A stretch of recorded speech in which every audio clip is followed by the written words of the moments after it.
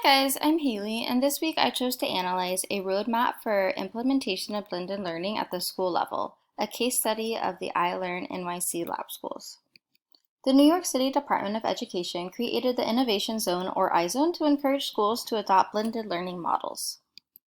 Schools in the iZone strive to use technology to create a personalized approach to teaching that will prepare students for college and careers.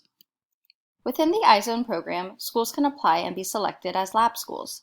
This case study examines 8 lab schools who are in the iZone program. The need of the study is to create a unified approach to successful blended learning. So it's really looking at the models that are working, analyzing which pieces are leading to their success, and compiling a layout to help determine specific factors that create a successful blended learning program. So the goal of the study is to create a roadmap that will serve as a guide for blended learning for schools across New York City. The steps to meet the area of need were to collect data from the 8 schools in the program, analyze that data to find themes, and then use those themes to build the roadmap. Within the study, there were several different models of blended learning, such as the station rotation model, the flex model, the a la carte model, and the enriched model. So as we've previously learned from our readings, the station rotation model refers to students working on a fixed schedule throughout different activities, where at least one activity is online.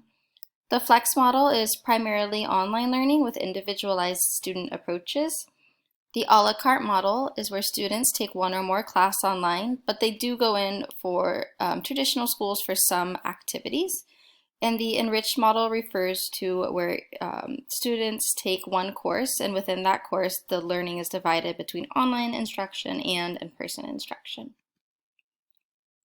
Data collection occurred through school observation, conversations with school and district administrators, meetings and conversations with IMs, who are like the leaders of the blended learning programs, quarterly benchmark reports, and attendance at the lab school cohort meetings. The outcomes were that the authors found 6 key elements that contributed to successful blended learning. And these elements are what the roadmap consists of that will build that successful blended learning program.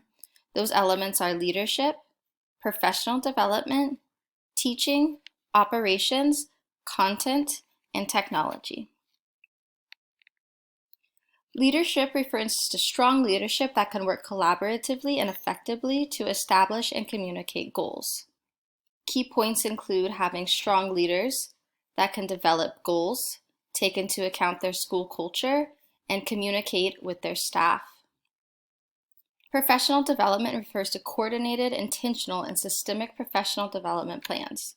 When thinking of professional development, successful blended learning programs consider time, resources, sharing, and support. For example, successful programs set aside time that worked for teachers' schedules where they could share what's working and what's not working and ask for support. Teaching. Helping teachers understand blended learning, choosing a model that works for their needs. Within the teaching, there were some key points such as creating individualized instruction for each student. They looked at the classroom setup. Was the classroom set up so that they can make that individualized approach?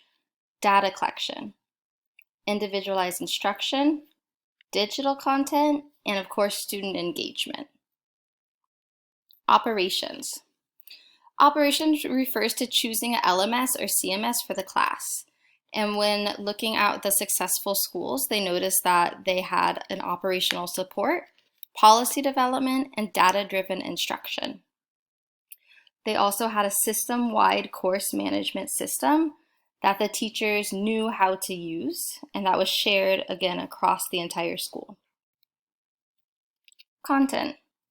What kind of online or in-person content is the teacher using? This is crucial. Are they creating their own content? Are they buying from a company? Having a common LMS, again, was one of the key factors for content, but also finding that an LMS that allows for customizable student learning. Okay. It's also important to consider whether the content is the cost of the content from vendors and the cost from teachers that created the content, and if it's a quality product. Lastly, technology. Obviously, for blended learning, technology is one of the key factors, but like we've talked about in this course, we're not just using technology for the sake of using technology. It needs to be strategically integrated to promote successful outcomes for the students. The authors note that reliable technology and training for teachers to use that technology. Okay. There were some challenges within this study, like time, resources, and technology. So obviously, different types of districts have different time restraints that could affect how they build their blended learning program. Resources. Resources are crucial in building a blended learning program, whether it's monetary resources like buying computers or LMS systems for the school, or whether it's personnel resources like hiring somebody to be in charge of the blended learning programs. Again, different schools have different allocations for resources, and this can affect to what extent they're able to employ their successful blended learning program. And lastly, technology. It's important that technology is strategically selected at a district level and the school level so that teachers can use it and it's making an impactful effect on students. I was actually really excited after I read this article because I feel like it provides me with the piece that I was missing in understanding how to create an outline for successful blended learning in K-12. So when we first started this course, I think of this as like an upside down triangle. I thought we learned the definition of blended learning. And I said, okay, well, we have this broad definition of blended learning, but that's a little frustrating because I thought, how do you know, how do you set parameters? How do you have common goals? How are you held accountable for all of these different blended learning programs? How do you know if they're successful? Then we looked at how blended learning is used in different contexts. We looked at secondary education, we looked at K-12, we started to look at the different types of blended learning models. And as we started narrowing it down, we looked at what blended learning model works best for us. And that helped strengthen my understanding that, okay, it is a broad definition, but that gives flexibility for you to implement the specific type that works for you. And I think this piece really ties everything together because learning that your path to blended learning might be different, but this roadmap gives us a chance to practice strategies that will create successful blended learning. So again, coming from that broad definition, and now I'm finally seeing that a clear picture of how different people can implement successful blended learning using these 6 key elements. That was exciting for me. So again, my key takeaway, I put this quote in, that the path each school takes down this road may be different, but the journey will be the same.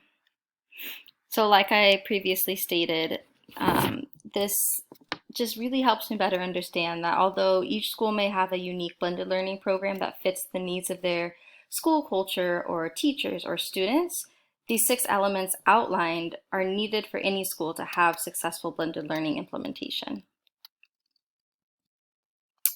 Secondly, I learned that creating a successful blended learning program is an ongoing process. There's continuous professional development, there's continuous learning, there's continuous analysis of data.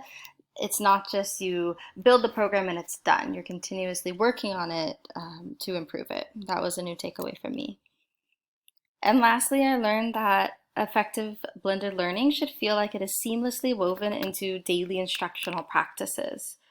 This was a big takeaway for me because I think previously I had pictured blended learning as this approach where it's maybe happening in a classroom and it's different from what's already going on, but it's not. It's seamlessly woven into either the school culture or school instruction.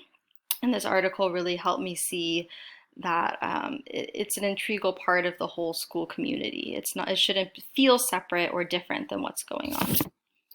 Those were my key takeaways from this article. Thank you for listening to my discussion, and I hope you enjoyed my presentation.